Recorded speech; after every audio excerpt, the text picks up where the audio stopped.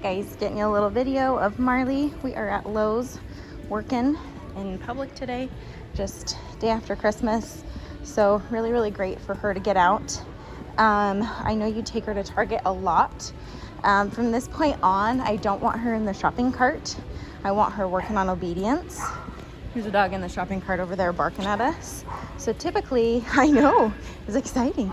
Typically, with dogs being put up high, sometimes they have a tendency to either bark or give us a false positive that she's okay.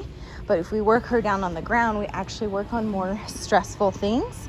That's really good for her. So whether if she's stressed out by a person or a dog, I want her working on obedience to work through that stuff. So if she gets fixated or barks at anybody, I will have her heel with me because it keeps her in a better mindset. So yeah, with this dog barking at us, it's gonna actually be really good to work on stuff. So if she gets distracted, I step away and make her heel with me. So what that does is it puts her in a better mindset overall, and because she has to process healing versus process dogs barking at us. Good girl. And it definitely puts her in a better place. So really good for her. This is a nice heel position with the left leg, my left leg next to her right leg. I don't want her ahead of me, so if I'm able to slow her down and turn left, that's a good heel position because she's paying attention to me. Yeah, she gets a little distracted. Encourage her to get back in position. Good girl, Marley. So really good stuff for her to help not only just like improve her obedience, but just overall mindset in public and make sure that she stays good. Yeah, good. Shopping carts and stuff are hard for her, and so we're gonna have her heel. Nope. So she wants me to pick her up right there. Nope. Good girl. And so I'm not going to, because it would make it better for her, but I'm never going to work on stress. Like, she's always going to be bad with shopping carts if I always just pick her up through it. So I want to make sure that I'm improving, not just putting a Band-Aid on it. Some other stuff we'll do is we'll ask her for some sits. Marley, sit. Just to keep the skill sharp. So that way she can sit and hold a stay. I'm not saying the word stay, but I want to encourage her to sit. If she breaks too soon, oh, come on. No laying down, sit. Good girl, good. I don't want her to down on a sit, and I don't want her to sit on a down. So I want her to understand the difference. Marley, heel, good. So sometimes we'll break up those exercises. Now I can ask for a down. Marley, down. Now sometimes downing on new surfaces is challenging. So if she's a little slow and hesitant to do it, that's okay. But we just want to make sure that we follow through. Good job, Marley. Okay, heel. Good job. Good. Really good for her. She's doing well.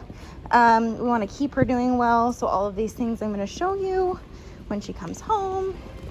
Good job, Marley. Good girl. Now, with a nervous dog, the last thing she wants right now is for somebody to come up and say hi to her. What that's going to do is it's only going to put her in a defensive position where she's like, feels a need to defend herself. So Marley is what I would call an inner circle dog. Once you're in her circle, she loves you forever.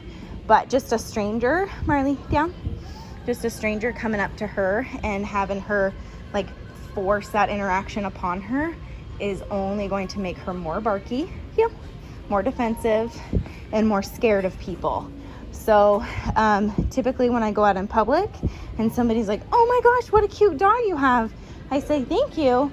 And if they ask to pet her, or if they're going in to pet her, I say, oh, don't touch, she's in training.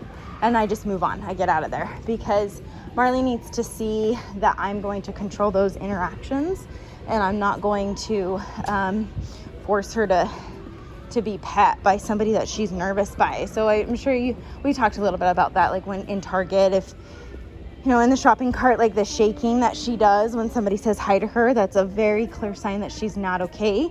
to be pet by that person. So she's being good and she's trying not to be naughty and trying not to be aggressive, but she doesn't want it. So I want to make sure that I advocate for her, that, you know, like I don't like put her in positions where she feels a need to defend herself. So when she sees that, then the barkings goes away. Since I've had her with me, I've seen her bark on 2 occasions. So she doesn't really bark that much, but I definitely will step in and advocate. And I also will correct her if she is barking. Like if someone's just walking past the house and she decides I'm going to bark, you don't get to do those things. But, yeah, anyway, she's doing really good. We'll talk a lot about these things when I take her home. So it's about we're about a week until she comes home, week from tomorrow. So anyway, we'll talk to you soon.